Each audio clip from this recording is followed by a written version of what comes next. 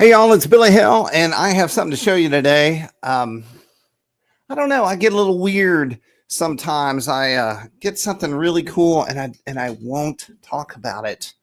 I'm not sure exactly what that is, but as you can see, I have a bit of a guitar problem. But this is years and years of accumulation.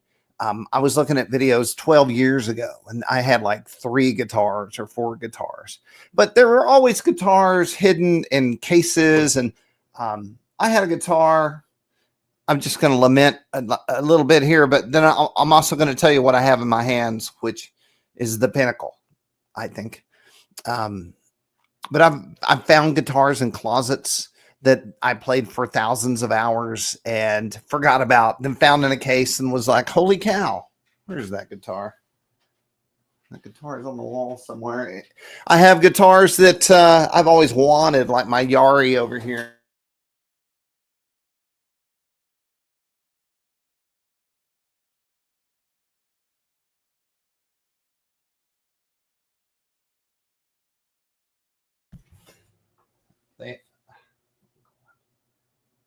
Hey y'all, it's Billy Hill. Okay. Hey y'all, it's Billy Hill, and we're here in the guitar room. I have a guitar I want to show you. My birthday's coming up pretty soon, and I had a birthday guitar present from my mother, who, if you were to, if I could, without saying it, ask for one amazing thing for a birthday present of all birthday presents of all the years that I've spun around, this would be it. It's the ultimate birthday present. As you can see, I have a guitar problem. Sometimes photos pop up from 12 years ago or 14 years ago. And I realized that I only had like 4 guitars at one time, and this room had like 2 amps in it. And I'm always looking for the next guitar. If you're watching this, you may understand that you think this next guitar I buy, probably will change the way I play and make me a better player. And it'll do a thing that I currently can't do. It'll make me be better in some way. And then this is how I am. And then I'm chasing that until it's time to buy another guitar. And then you chase it again. And then you have a room full of guitars. And it's good. I'm going to tell you to go ahead and do that. Now, I'll also say that I think you really only need 3 guitars, probably, maybe 4. But lately, I played electric for a long, long time. Well, I started out on acoustic, and I'll bring that down for the next video. My first real acoustic, real guitar, I had a Sears, which the top blew off, and I threw it away, which was just so stupid.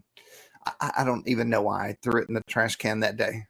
When the top blew off that Sears, this was in Hollywood, I was asleep, and it sounded like someone was doing something in the living room. I could hear a creaking noise. And then when the top literally pulled away from the body, it sounded like somebody like shot a gun. Scared the hell out of me. But then I had an Ovation, a 1976 Ovation that belonged to my uncle. And he died in 1976, and I was a kid, and that's the guitar I played on. That thing, the top blew off it as well because it's an Ovation. And I finally got it rebuilt this year. And with the luthier who lives down the street, he said, yeah, I can fix it. And that guitar sounds so great. Really. It's an Ovation. I get it. Maybe people don't even know it's not cool anymore. Maybe it's past not being cool. But the point of all this is to say I've always hunted for the ultimate acoustic guitar and the ultimate electric guitar. Now, I feel like I have my ultimate electric guitar. And I think what I'll do is start talking about all this stuff. But if I talk about it right now, I'll go ahead and show it to you. So there's up on the wall back here, you can barely see it right there, is SG. And that is a phenomenal playing, sounding. It does it all. It's like the surgeon of guitars. It's so good. And I've got a really good Strat up there. And I have a Les Paul that I completely built. But this guitar, here it comes. Hold up. I know. You're not going to believe this. Dan Zanes played one of these. And when my kids were little, he used to sing all around the kitchen, cock-a-doodle-doodle-doo. And he played this guitar, but that's not why I bought it. I bought it because I went to Oliver Wood's house and he had, holy cow, there's something on that guitar. And Oliver had a Bobcat. Now, this is the Silhouette, I believe, not the Bobcat. This would be the next level up from the Bobcat. The Bobcat is lighter and more resonant. And I don't even know. I guess I bought this because it has a bound neck.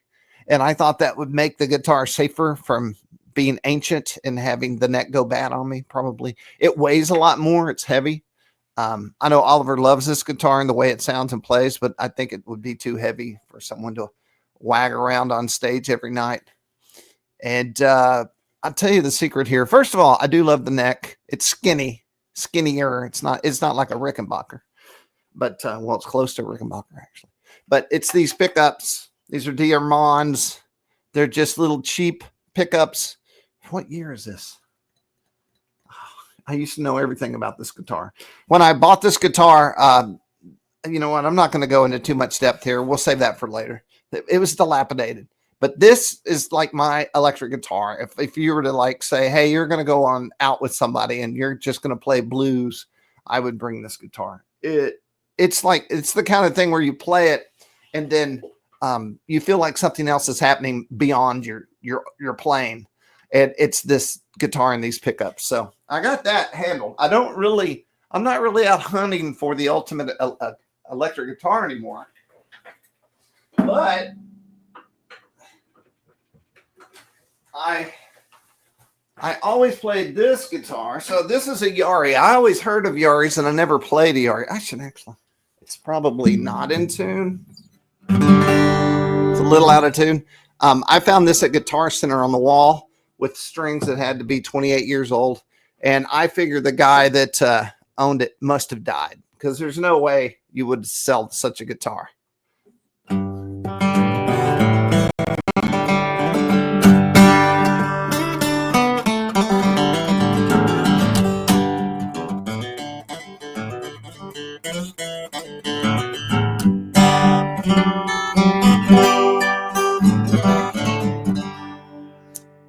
I didn't know I was doing a video today or I'd have tuned up on everything.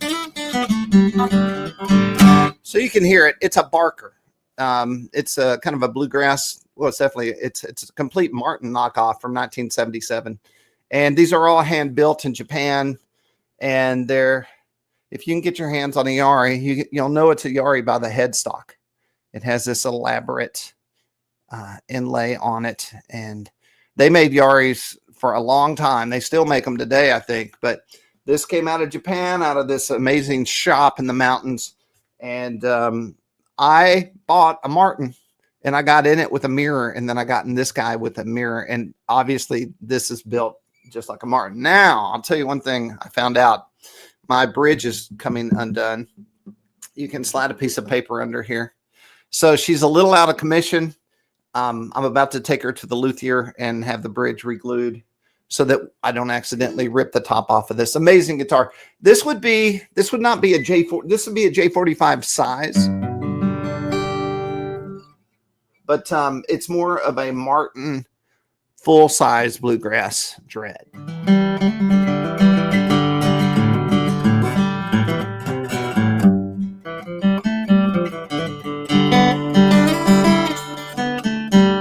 Let's do that so you can hear it, and then we'll show you the guitar I'm here to talk about.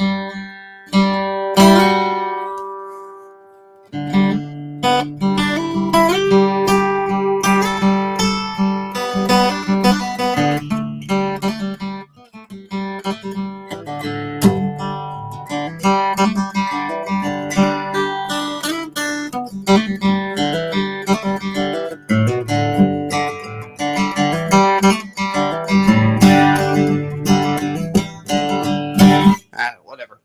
So this is my Yairi that was kind of my number one. We're on an acoustic journey. We're going to end in 1946. I'm going to show you one more guitar. Now we're into the pandemic, and I've blown my shoulder out right here trying to do a workout at home, and oh my God, I really messed it up. I must have just ripped something off of there. So me and the dread did not get along, and I went out and got this.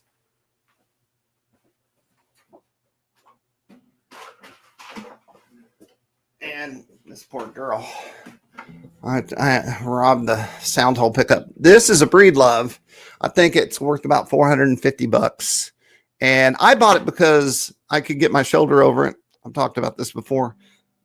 But it sounded really good in the store. I played some really expensive, what are they called? Bedalls or Bedalls?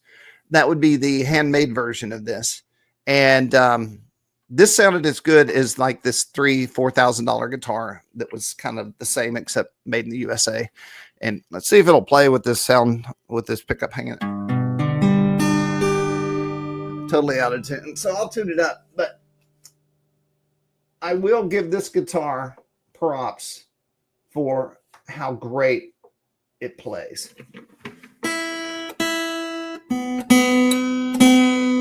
Boy, winter is coming on. You're trying to tune your guitar and Guitar Center email pops up over it. Winter is coming on and it's time to bust out a humidifier. I have not touched this guitar in a while, so I'm curious to see what I think. This is a concertina. So this is a small body acoustic that really isn't that loud, but man, boy, this thing really tightened up. Let's see what we got here.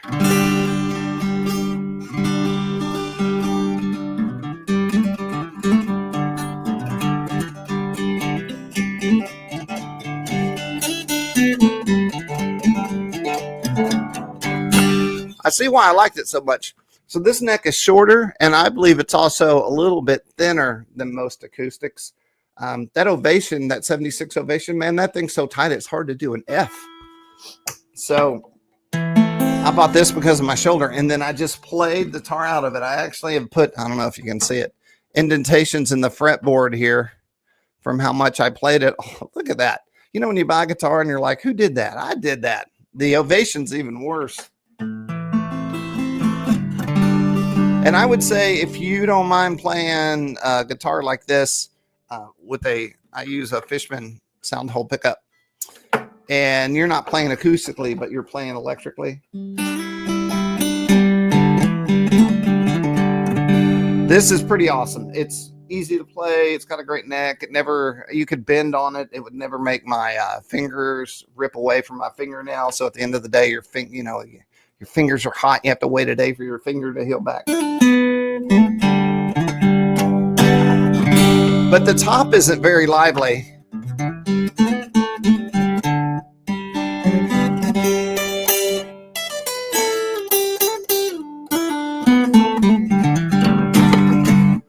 Nothing like playing with the thing hanging out. Anyway, I played this a long time. Then I went back to the Yairi when my shoulder got better. What else? We'll talk about the Martin in a minute. Well, hell, I guess this is a general video here. We're just going to keep going. I have a minute. I had all the cameras set up, and so here we are. Let's go get this next iteration.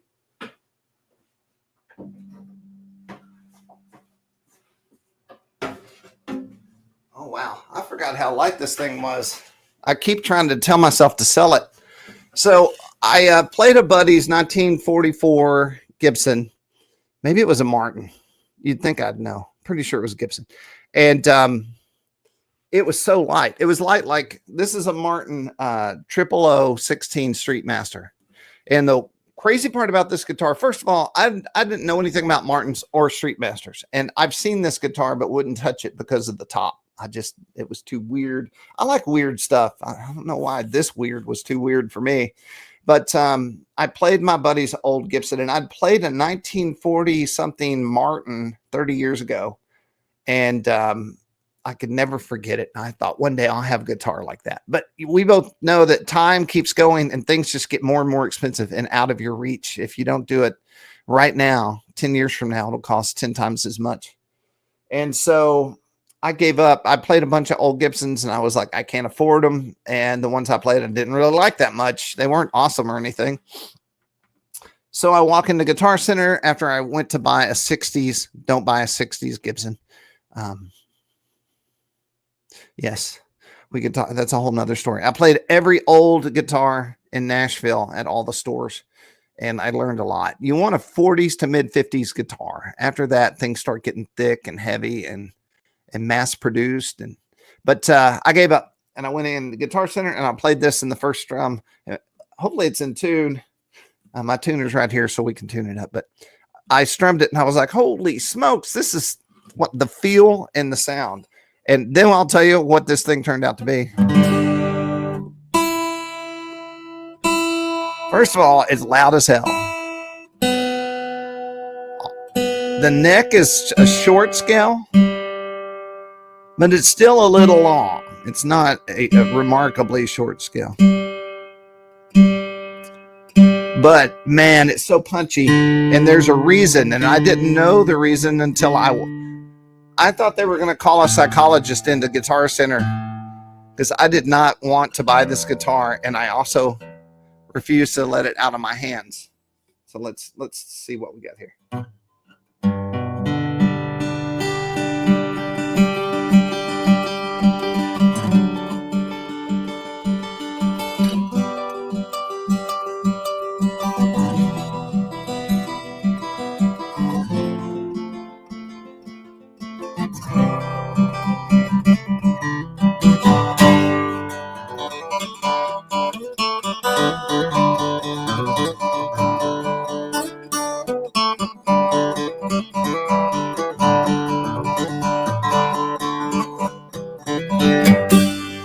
I don't know if you can hear the difference, but it's twice the guitar.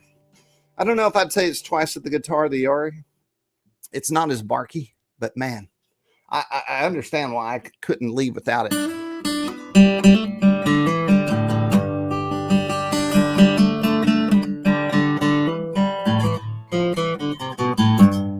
It's really got it.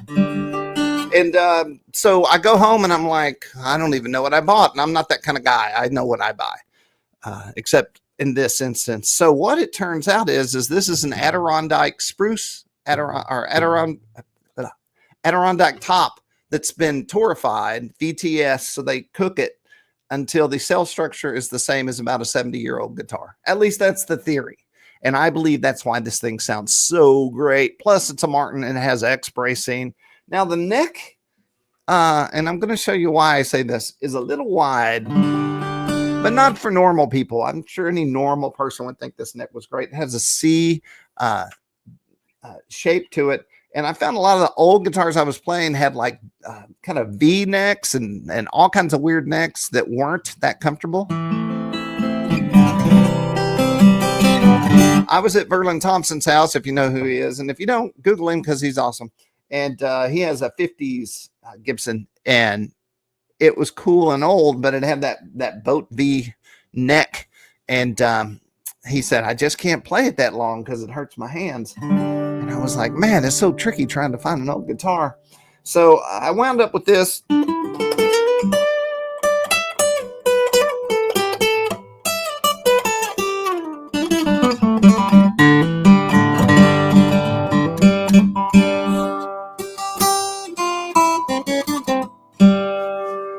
It just is a ringer. And I think the other great part is with this finish and all, you really don't have to worry about it. You could take it out. So there's a picking thing we go to out in the pasture here in Nashville. And you could take this out to that and bang it up, and it would look better. This guitar certainly would look better after about 20 years of knocking around, I think. But it's got everything. It's not that expensive. And you certainly would get heard, and you can play some bluegrass on here or do whatever you want. I had a pickup in the sound hall, and I pulled that out. And here's now I'm going to we're at the end of the we're not at the end, but we're now at the meat and potatoes of this video. I completely did this wrong in the wrong order, but we'll put her up. And now that I play it, hey, Jim can't stop talking.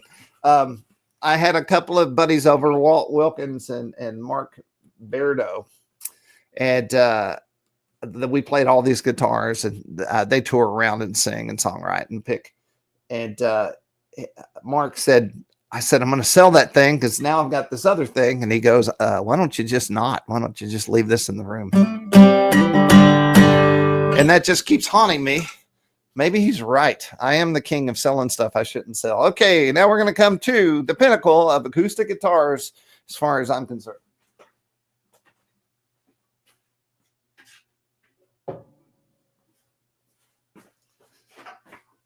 So you know when you buy a guitar, then you buy another guitar, and then you buy another guitar, and then you're like, one day I'll probably find that guitar. I wanted a old Gibson, and I think we all might, if you played them, 30s guitars probably are the best. They're the lightest. They're built a little different. I think the tops are more resonant in the 30s. There's a theory that they hand sanded and buffed, which made the tops more drum-like. Then you get into the mid 40s in the war, and those are banner guitars because they had banners on the headstock. Though all the guys that were making the guitars went off to war, so they had some lady guitar builders, and they couldn't use metal in the neck for the truss rod, so the necks got thick. So there's theories that the thick necks and other things made them really amazing guitars. They're expensive, man. Even the reproduction banners are expensive, and I played them, and they're pretty good. The repros. I'll tell you what, though, I played every old Gibson on the wall in Martin of Groom guitar, and at Carter had more. I played J45s, LOs, LOOs, the whole range of these guitars, and most of them were not awesome. Certainly not worth the money they were asking. One or two, in fact, one or two is all I found out of going. I also went to Rumble Seat. They had they had only a few guitars out, but they were all awesome. So if you're going to Nashville, Carter, Rumble Seat, and Gibson and Groon.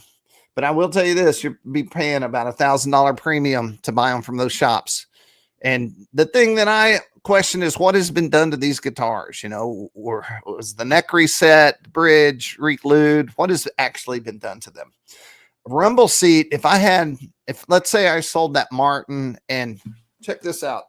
We're on let's just call this a guitar tour that ends in 1946. I want to show you a guitar I built that I'm probably going to sell to Walt Wilkins.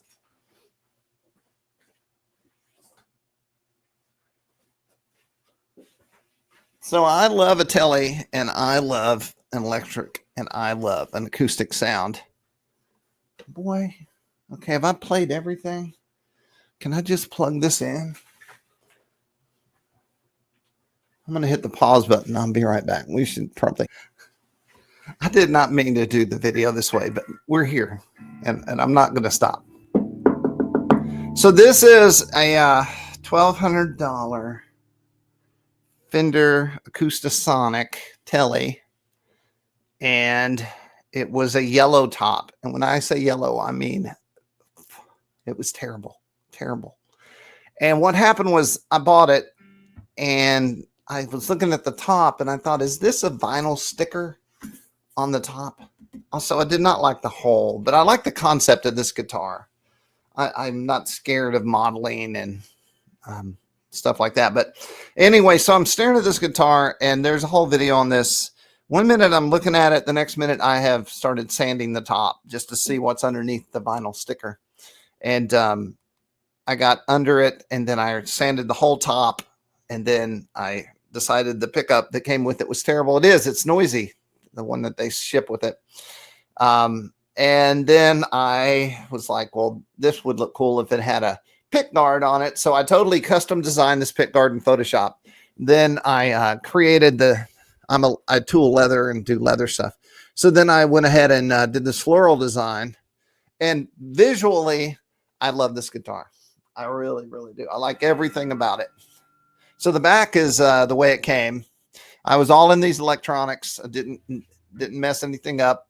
And then I sanded the top natural, and I used gun oil to do the top. I tried a bunch of stuff. I tried to tint the top a darker color, and that didn't work. And ultimately, I just used, I guess it was True Oil. It's a top coat for gun stocks. And so what are we in here? We're in acoustic. So this has an onboard acoustic simulator. So people would say, hey, you've covered up the hole, you've ruined everything. This guitar is not listening to the hole in the guitar, if you ask me. It's picking up through a pickup right here in the saddle, and that is going into the board that's in the back here, and it's creating a sound, an acoustic sound. So the guitar, I don't think, has much to do with the way it sounds. We're going through a 72 Princeton reverb right there. You can see it. I haven't sold it yet. I don't have to sell it. It sounds really good all of a sudden.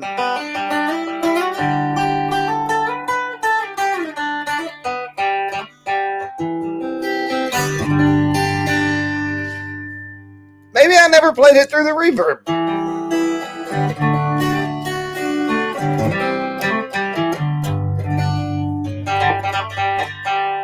Okay, so we're in the acoustic, and then there's a couple of knobs here. One is a volume, and then one kind of takes you from one tone to another tone. So we're fully forward. Let's see, volume's up.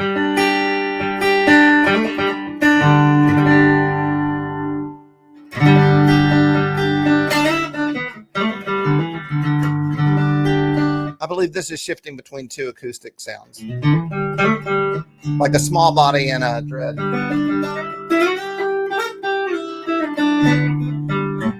Obviously, I have a bunch of videos I need to do. I'm going to go halfway in. Boy, it really does sound good all of a sudden. All right, let's go to end in. This is the middle. This is no effects. This is just the pure sound coming off pickups.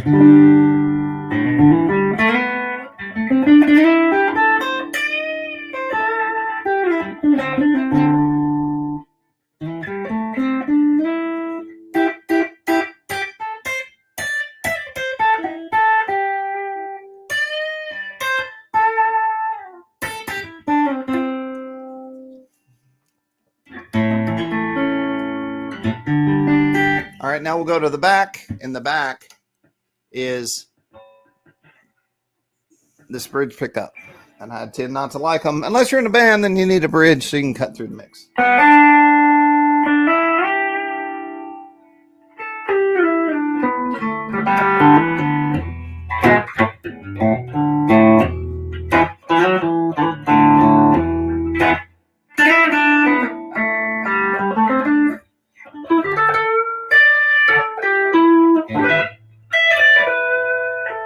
I'll tell you what, I have a Seymour Duncan in here. And once again, this is not what came with the guitar. You can hear a little buzz, hum. The other one was horrific. Like, gotta go. This really made a difference. All I did was switch it out. I did a whole video on this, so you can check out my channel and find it. So we're at let's go to the back and see what we get. That's more telly sounding.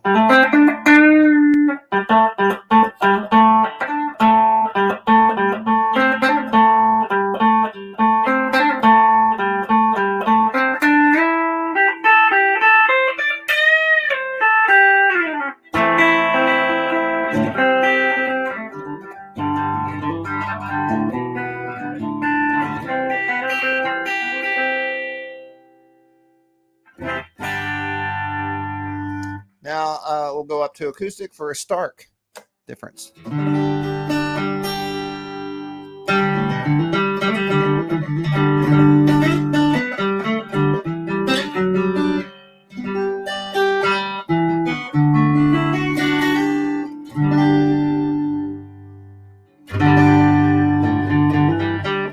Boy, this turned into a show about this guitar. All right, I guess we'll do another video on this. Yeah, I don't want to sell it now. It looks so cool, and now it sounds so good. I don't think I can sell it. Okay, well, if you've been with me this long, why stop now? Turn everything down. We'll unplug this, and now we'll bring out the star of the show. Turn off the Princeton. It's right here.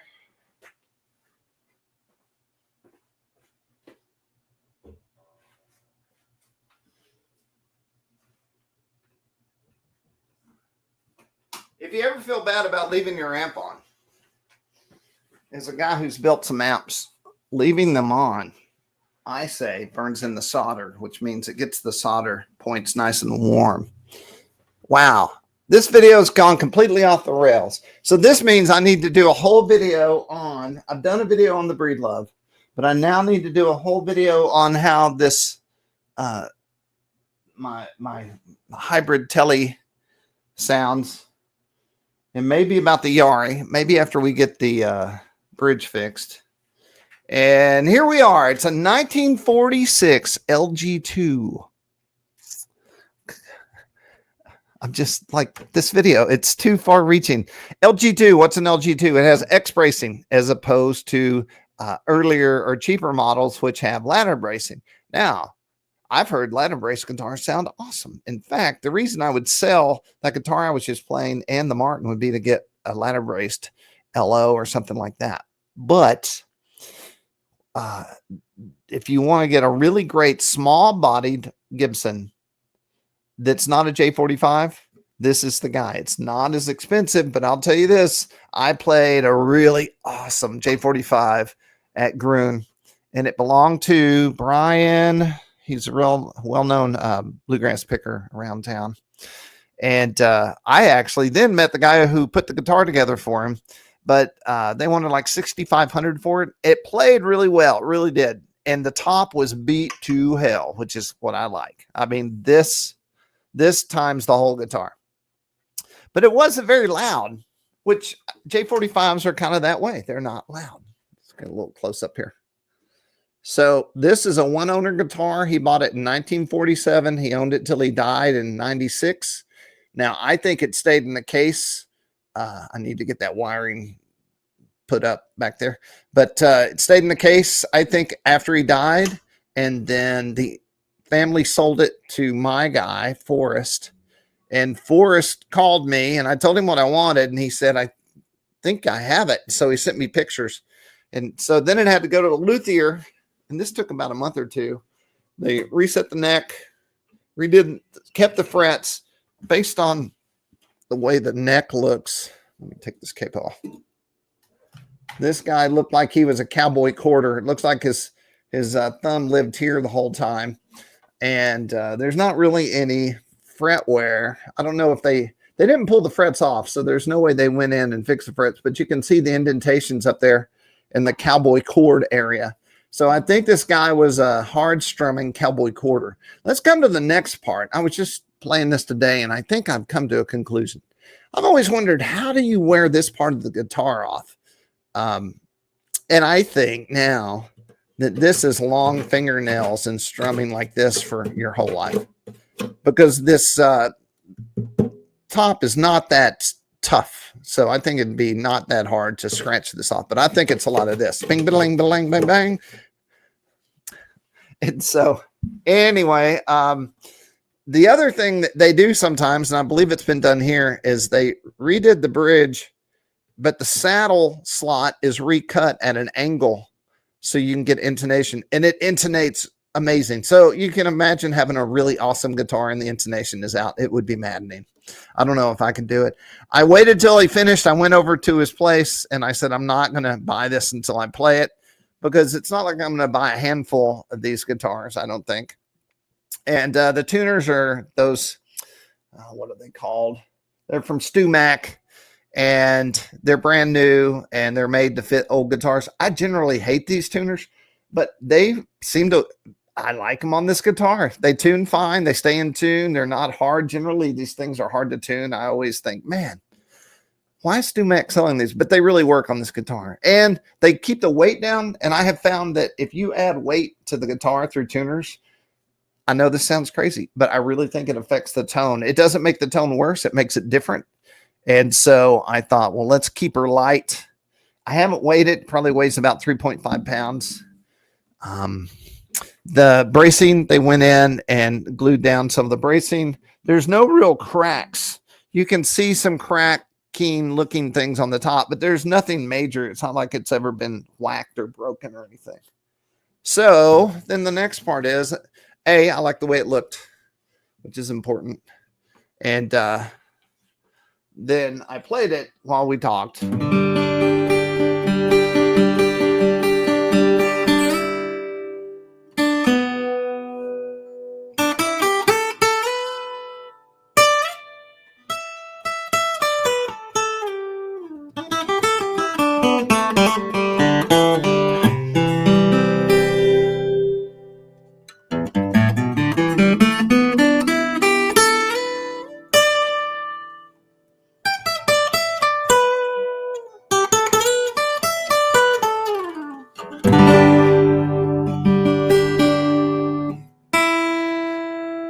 I've been playing it, but I have not been tuning it. I think you can hear already what's going on here. It does stay in tune very well.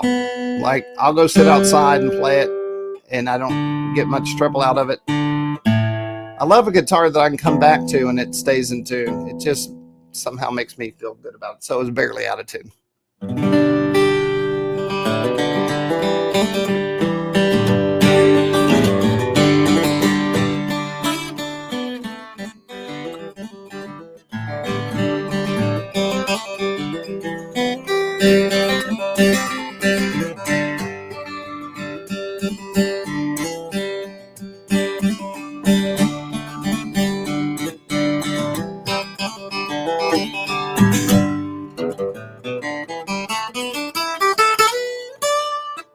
It's got it all, man. It plays as loud or louder than the Martin. The Breedlove, this neck is a little fatter and a tiny bit wider, but the same basic length. So some guitars make me feel like I'm going out here, and I'm long armed. No shirt fits my arms, but I don't like a really long neck. I do like having extra frets at the bottom, but this thing is exactly the right size, plus the body size. I should bring out that Breedlove and see how they compare size-wise. But I put it on underneath my arm, and I was like, oh, this is exactly what I was looking for. J45, iconic. Everyone loves it. I always thought I wanted a J45. I played a few, and then I played this. And I don't know, man. I like the LG2 better. You put in the pickup, the Fishman, which is a travesty. I get it. An undersaddle or some kind of high-end internal pickup is probably would be cool because it wouldn't show. I made this with, this is why the wiring's showing. I use servo connectors so I could detach the wire. I can literally take a screwdriver and unplug it and yank it out. And then there's no pickup in there. So if I was going out for the full moon picking party, I'd pull that out and play it. I don't think it affects the sound that much. I'm sure it affects it a tiny bit. I'll tell you something crazy. I think I'm going to do a breakout video on every guitar I talked about today. So this will be just I hope you're drinking coffee and eating breakfast. Those are the original pins. I bought new repro pins. Those are plastic, right? And whenever somebody hands me a guitar with plastic pins, I think, boy, what a cheap guitar. Why are these plastic pins in here? So I put in bone pins. I put in wood pins, ebony. I put in everything. And none of them sounded the same as these original plastic pins.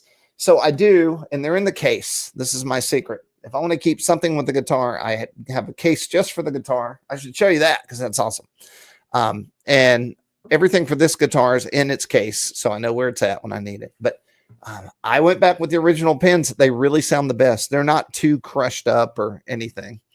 The top, those are just nicks from picks. And once again, I think all of this wear, we have sound hole wear that is pretty awesome. And the wear back here. So it's beat up, but not crazily beat up.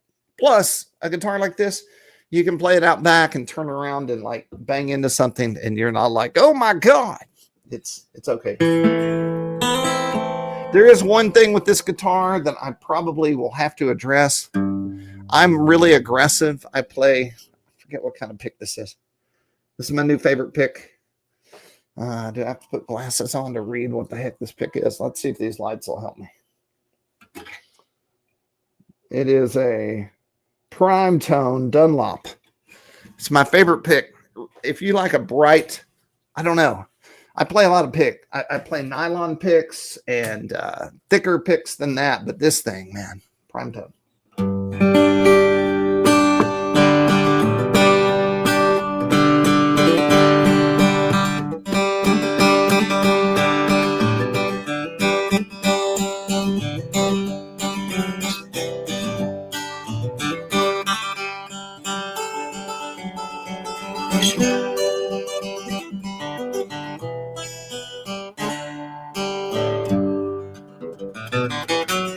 It also plays well and fast, and it really has it all. I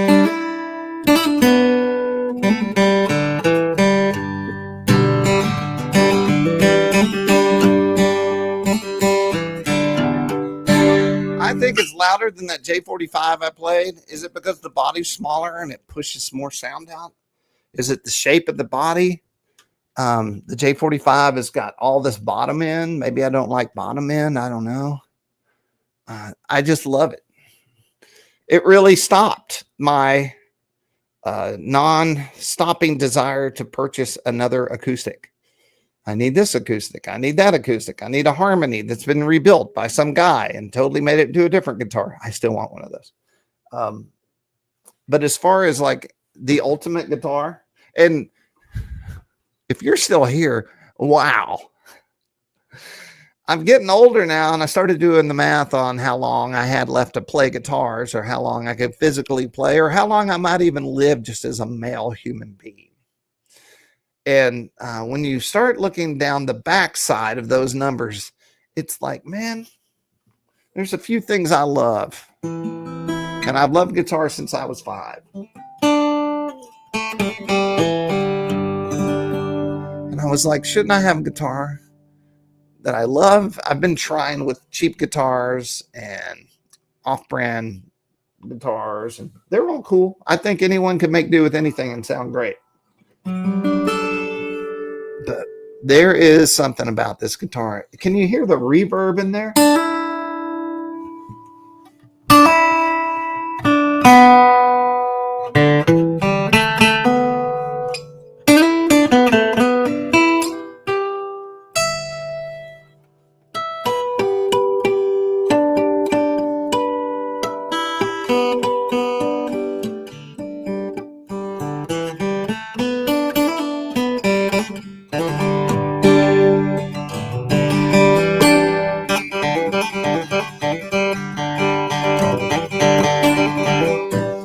Up the neck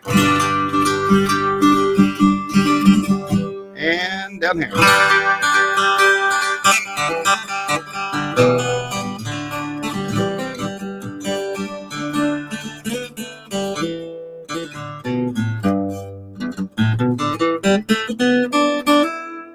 The one thing that I have, and I really worked hard. Let me show you this. This is pretty cool.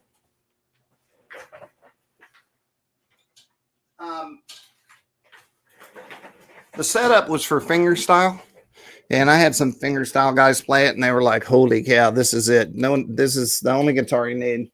But as you can see, I'm flat picking, and I want to be a fingerstyle guy, but I don't know, will I ever be a fingerstyle guy? That is carbon fiber. I use them on RC models to stiffen up wings and stuff. This stuff is remarkable. Now, it's only a certain amount of width you can get out of this, but I took this and cut it to length and put it in there, and boy, oh boy, it was a ringer. But the thing that I have an issue with is I think I have a high fret somewhere on here, and I know it was refretted, but I tend to buzz out on the A, EDA.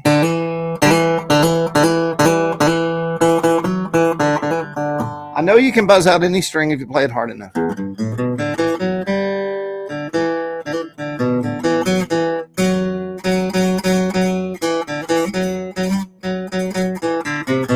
Also, style can make you buzz out a string.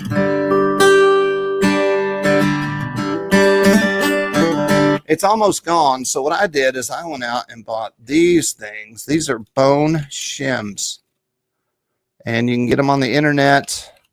I had to buy it. I couldn't get it on Amazon. I bought it at a Loot 3 store. You can buy these on Amazon, but the saddle is so long that I couldn't get any that would go the whole length. So I really hunted them. And then I have a flat grinder in the back, and I could have paid a guy $100, but I thought, how will he know the exact height I need it? So I ground and put it in and ground and put it in, and we're probably at the perfect point of a pretty decent action and no buzzing.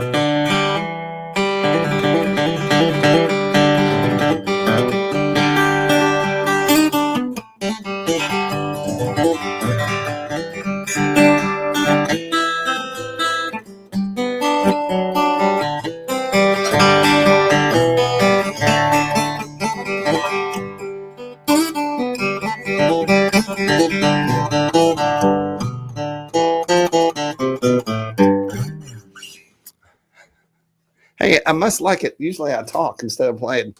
1946, one owner. His name was Charles. And this was his guitar. I cannot find a picture of him. I found a picture of his tombstone and some other historical stuff that I stuck in the case with the guitar, because one day this will be my daughter's guitar, and this will not be a guitar that ever goes anywhere, hopefully. Knock on guitar. And I don't know. I guess the point here is you can find a guitar that will stop your lust for other guitars. I still think, man, that J45, but I don't know that I would like the way it played or sounded any better, and I probably would like it less than I like that. And this guitar is awesome, and it's cool, plays great, sounds great, and it's mine.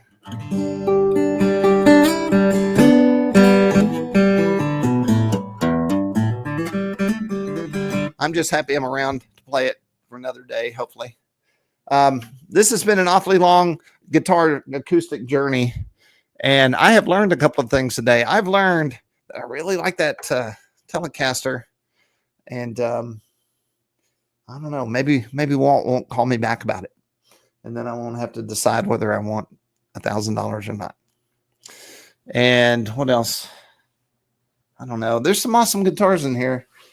I'm going to put her down. I'm going to show you one more guitar, and we can talk about this once again in another video. This is really stupid. I'm sure there's a video on this. I broke down on the way to Oliver Wood's show, and on the way back, my water pump blew on my excursion, and I was stranded in a little tiny town in nowhere. And a man walked up to me, and he said, we'll find someone to work on your truck. And he drove me around. I met his brother, and we ate lunch, and then my daughter came and got me. And, I've got a jet here in a second. And so when I went in to pick my truck up a week later, he met me for lunch, and I bought him lunch. And he said, I want you to go to my truck. There's something I wanted to show you. And so he pulled this guitar out of his trunk, and he said, I'm never going to play it. I want you to have it. So I've got Rodney. His name was Rodney on the headstock here. And this is a ME501, and it's retailed for $179, and it's a first act electric. And I'm going to tell you something. I don't know how quality anything on this guitar is, but it's lasted this long. This thing is awesome. These pickups are awesome.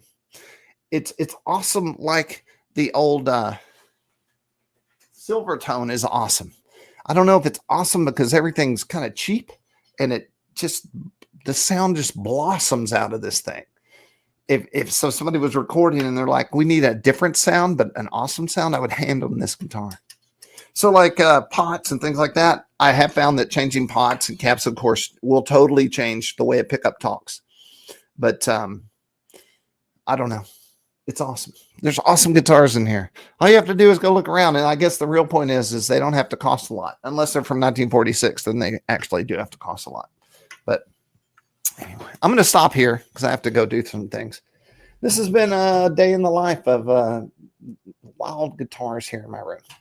I'm Billy Hill, billyhill.com. Be sure and subscribe and like. I really want to start doing some more pedal effect videos and things like that, because I just love doing that stuff so much. And you can't make me stop talking, which is key for YouTube. All right, everybody. Catch you later.